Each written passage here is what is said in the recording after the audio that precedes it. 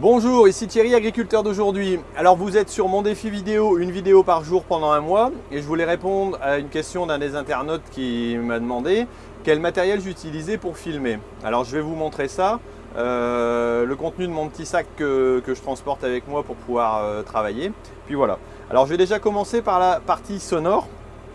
Alors j'utilise ici ce qu'on appelle un zoom, donc c'est-à-dire un enregistreur numérique. Alors qui peut aller soit sur micro, soit sur micro-cravate. Alors là, je le mets sur micro-cravate pour être le plus proche possible, parce que sinon, je devrais le tenir comme ça pour avoir un bon son.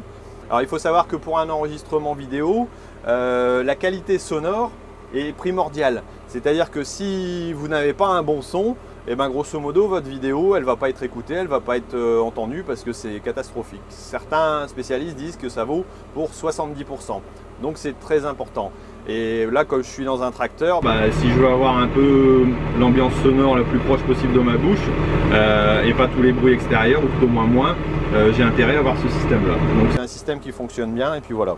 Alors au niveau du reste du contenu de mon sac, alors j'utilise une GoPro de temps en temps, alors pas tout le temps, alors que ce soit pour faire mes time-lapse, c'est-à-dire les photos les unes après les autres pendant lesquelles je filme j'allais dire le ciel par exemple et les nuages qui avancent.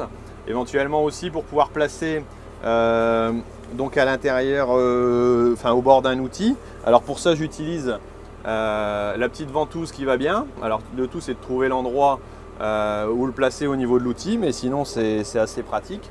Donc la GoPro ça permet une image de qualité. J'allais dire pour des plans rapprochés. Après au niveau qualité visuelle c'est pas toujours l'optimum.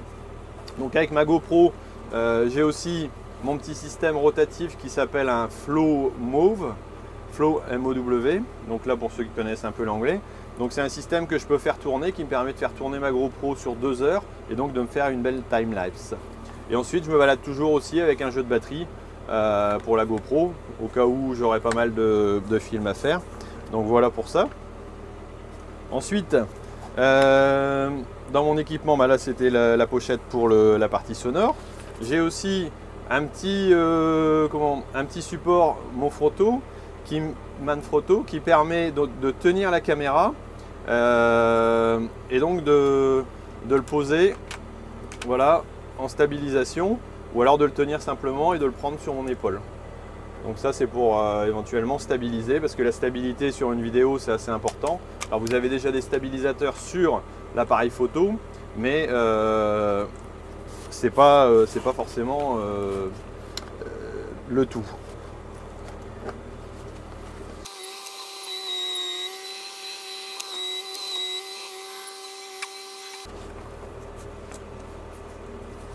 Alors pour la suite, au niveau du contenu de mon sac, alors j'ai un petit bras télescopique monopode, donc là qui me permet de mettre entre autres l'appareil photo. Alors ça c'est ce que j'utilisais beaucoup auparavant pour pouvoir me filmer. Hop, et heureusement qu'il est incassable, du moins j'espère. Et donc ça permet de jouer à la perche et puis de s'enregistrer soi-même. Donc ça c'est très pratique. Ensuite, ce que j'utilisais régulièrement aussi auparavant, donc c'était mon téléphone. Voilà, il y a plein de poussière. Alors c'est un Samsung Galaxy S5. Donc je l'utilisais pour filmer. Comme là je vais le faire pour pouvoir filmer. Voilà, il est en train d'enregistrer. Pour pouvoir filmer l'appareil photo qui est en train de me filmer. Alors lui c'est un Canon G7X. Bon, on ne le voit pas trop avec le contre-jour. Alors c'est un appareil photo assez complexe qui me permet d'en... Bon là j'ai eu un appel donc je vais devoir reprendre. Donc c'est un appareil photo assez complexe qui me permet donc de régler différents points qui peuvent être assez, j'allais dire, cruciaux pour avoir une bonne visibilité. Il a une bonne stabilisation et aussi pour prendre des photos. C'est un appareil qui est à la fois très compact, donc que je peux transporter partout et qui peut faire des photos de très bonne qualité, ce que je recherche aussi. Donc c'est un appareil assez complexe pour moi et assez sympa. Bon, il a la particularité aussi d'avoir un écran retournable, donc pour les selfies c'est quand même plutôt intéressant. Donc ensuite Une chose que je voulais vous dire, c'est qu'au niveau qualité de photo, alors le matériel c'est une chose, mais par exemple avec un iPhone on peut prendre des super vidéos, il n'y a pas de problème. Il y a quelques réglages à bien vérifier, mais surtout au niveau de la luminosité. Alors ne pas se mettre à contre-jour, là on voit par exemple au moment où le soleil est très fort, eh ben, c'est plus difficile d'avoir une répartition correcte, donc on préfère les débuts de journée ou les fins de journée quand le soleil est plus bas, ça fait une lumière plus douce, c'est plus agréable. Et puis après au niveau stabilisation, surtout ne pas hésiter lorsqu'on prend une image ou une vidéo de bien ralentir et de tenir avec les deux mains. Tout ça pour avoir la meilleure stabilisation possible, c'est très important au niveau des vidéos. Bon ben voilà, je vous ai présenté un petit peu le matériel que j'utilise. Alors dites-moi un peu vos commentaires, ce que vous en avez pensé.